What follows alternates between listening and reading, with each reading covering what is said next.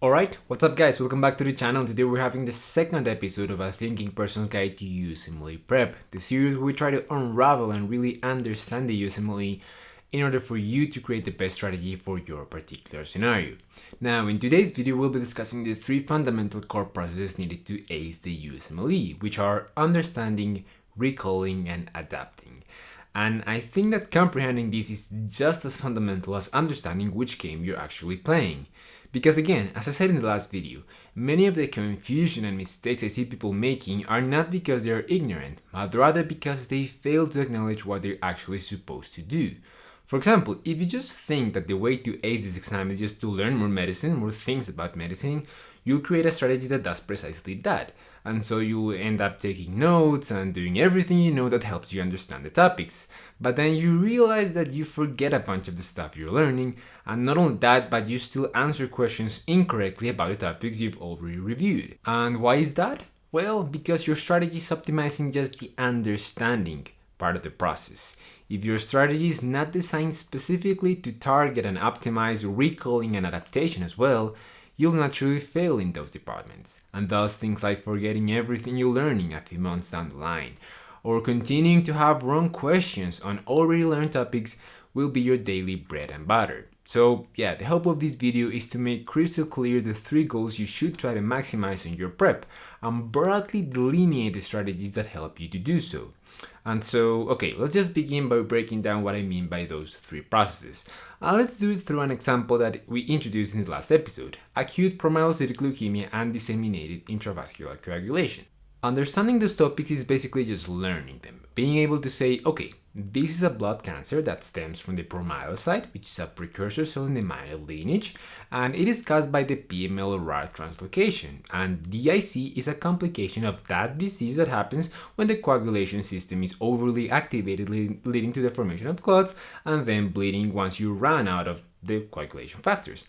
That's understanding, and it is optimized by the usual things that make you learn, like reading good explanations, explaining to someone else, using, for example, the Feynman technique, taking notes, asking yourself questions during the reading, those kind of things. Now, recalling is being able to sustain those facts for long periods of time, and that is especially important for the non-zoological details, the tiny things that can easily escape your memory, like for example the fact that the PML-RAR gene, the cause of the promyelocytic leukemia, is caused by translocation of chromosomes 15 and 17. That is a fact, it's not so deducible, it's not so logical, it's something you just have to remember. And being able to recall that is what actually allows you to pick the right answer in the test. And it is optimized by spaced repetition and active recall, which is pretty much just forcing yourself to remember the idea instead of just reading it, and repeat it frequently through stuff like flashcards or question banks. And being able to understand and recall gets you very far in the USMLE. But there's a third process that's also quite important, which is adapting. Because as you may recall from our video on the USMLE game, one thing that the USMLE loves to do is to trick you. So they will, for instance, make a question about promyelocytic leukemia-induced DIC, but they won't ask you for the typical stuff of, hey, pick the gene, pick the diagnosis, pick the translocation, or pick the complication. No, they will spice things up a little and ask you something totally different, something you haven't been asked before, like which of the following markers will be elevated in serum, or which of the following diseases from this list has and shares the same pathophysiology as this one. And I've come to realize that those are really the hardest questions in the USMLE, because not only they need you to both understand and recall the concepts, but also learn how to play with them at will when faced with a new scenario. And doing this often involves making educated guesses, reflecting, sometimes in ways you're really not that comfortable. That's why a lot of the people that come out of the exam leave feeling kind of weird. Because some questions just, yes, test the same old details as always in very straightforward manner, but another few other ones test the concepts, the same old concept you're familiar with, but with a totally different twist, and leave you pondering if you actually chose the right one or not. And so if you really want to be successful in the USMLE, you need to cover all your fronts: understanding, recalling, and adapting. Your strategy cannot be just reading all day trying to understand, or doing just pure repetition through pre-made decks of Anki, fitting a bunch of details inside of your head like if they were random numbers. And finally, you can't make the common mistake of thinking that if you memorize the questions from the USMLE or the NBME by going over them 3 to 4 times, you'll be set. Because you also need to learn how to face new scenarios that make you uncomfortable and teach you how to refine your educated guessing skills.